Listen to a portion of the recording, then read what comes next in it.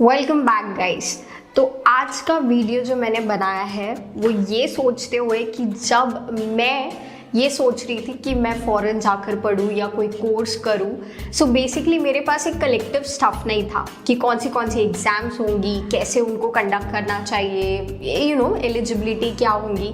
So I thought why not make a video on it. तो इसकी वजह से जो कोई भी एग्ज़ाम्स के लिए प्रिपरेशन करना चाहता है जिसके थ्रू वो फ़ॉरेन में पढ़ सके, तो आज का ये वीडियो उनके लिए बहुत ज़्यादा इम्पॉर्टेंट है।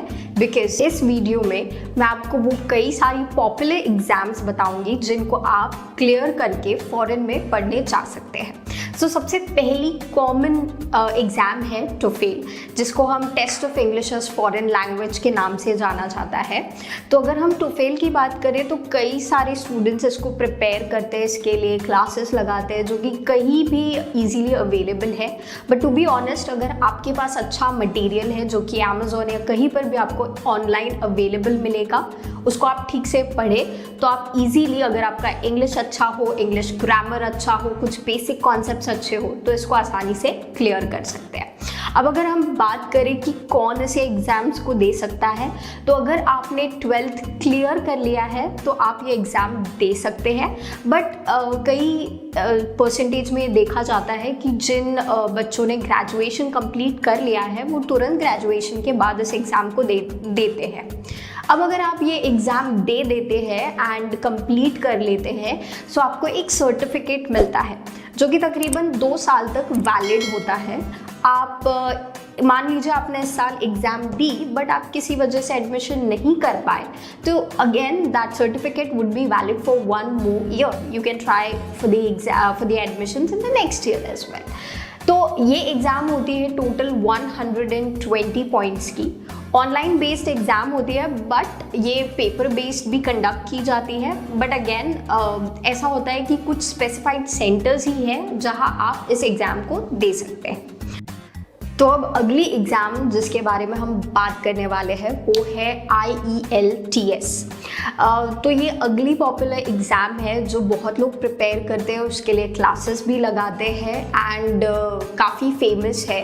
स्पेसिफिकली ग्रेजुएट स्टूडेंट्स इसके लिए अप्लाई करते हैं। तो अगर आप मान लीजिए पढ़ना चाहते हैं इन UK, ऑस्ट्रेलिया, कनाडा, न्यूजीलैंड या USA में, तो आपको ये एग्ज़ाम बहुत ज़्यादा यूज़फुल होगी। ना सिर्फ इसके लिए कि आप दूसरे कंट्रीज़ में पढ़ पाए, बट अगर सपोज आपको स्टे करना है वहाँ पर, या यूजुअली कोई कंपनीज़ अपने जॉब के लिए भी ये एग्ज़ाम का सर्टिफिकेट मांगती है, तो आप ये एग्ज़ाम दे सकते हैं। अगेन जैसे मैंने आपको बताया कि टोफेल के एग्ज़ाम का जो सर्टिफिकेट होता है वो तकरीबन 2 साल तक वैलिड होता है। सिमिलरली IELTS का भी जो सर्टिफिकेट होगा, एग्ज़ाम सर्टिफिकेट, वो 2 साल तक वैलिड है। लेकिन एक चीज़ जो आपको याद रखनी है वो ये है कि IELTS के एग्ज़ाम के वक्त आपको आपका पासपोर्ट ऑलरेडी रेडी रखना पड़ता है, क्योंकि कई बार वो वेरिफिकेशन के लिए या अपलोडिंग के वक्त आपके पासपोर्ट का डॉक्यूमेंटेशन मांग सकते हैं। तो आपको वो पहले से ही प्रिपेयर करके तैयार रखना होगा, राइट। सो अगर हम इस एग्ज़ाम के बारे में बात करें तो इसमें चारों चीज़ें आपकी टेस्ट होती है, जैसे कि रीडिंग, राइटिंग, लिसनिंग, स्पीकिंग, चारों को आपको अच्छे से प्रिपेयर करना होता है। एंड अगर आप इस एग्ज़ाम का टाइम स्पैन देखें तो अराउंड 2 hours 45 minutes तक ये एग्ज़ाम चलती है एंड काफ़ी इजी होती है अगर आप अच्छे से प्रिपेयर करके जाए। काफ़ी बेसिक से क्वेश्चंस होते हैं, इंग्लिश ग्रामर से रिलेटेड कुछ कॉम्प्रिहेंशंस होते हैं जिनको आपको सॉल्व करना होता है। So it's quite easy and very very important. So अगली एग्ज़ाम जिसके बारे में हम बात करने वाले हैं वो है पियर्सन इंग्लिश लैंग्वेज टेस्ट, जिसे हम PTE कहते हैं। तो ये भी काफ़ी पॉपुलर है।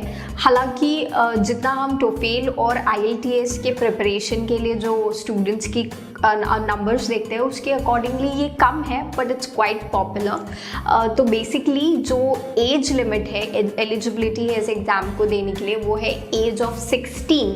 But if at all you are less than 18, then you also need to have one thing that is very important, यानी कि आपका पेरेंटल कंसेंट होना चाहिए, एक एप्लीकेशन जिसमें ये अप्रूवल हो आपके पेरेंट्स की तरफ से कि हाँ आप पढ़ना चाहते हैं and you are giving the exam in consent with your parents.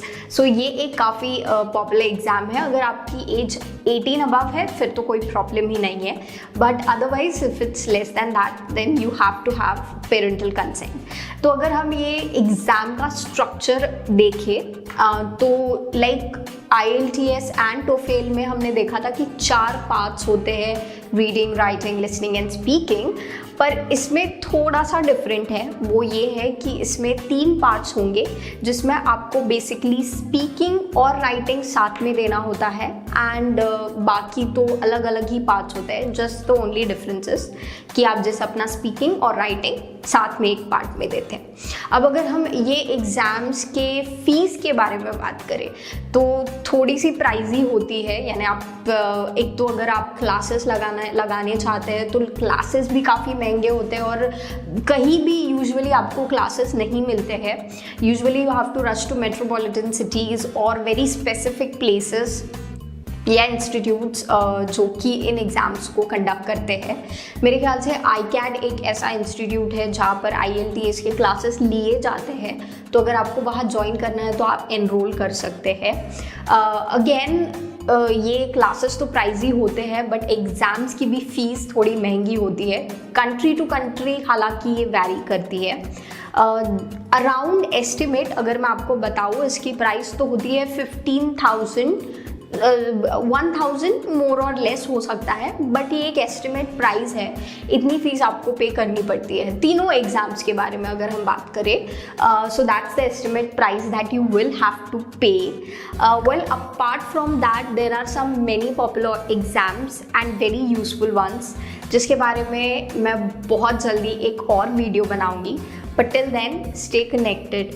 A subscribe to the channel would be appreciated. Make sure you like, comment, share, and also drop down in the comment below which exams or what kind of information you want to know more about such exams. Thank you for watching.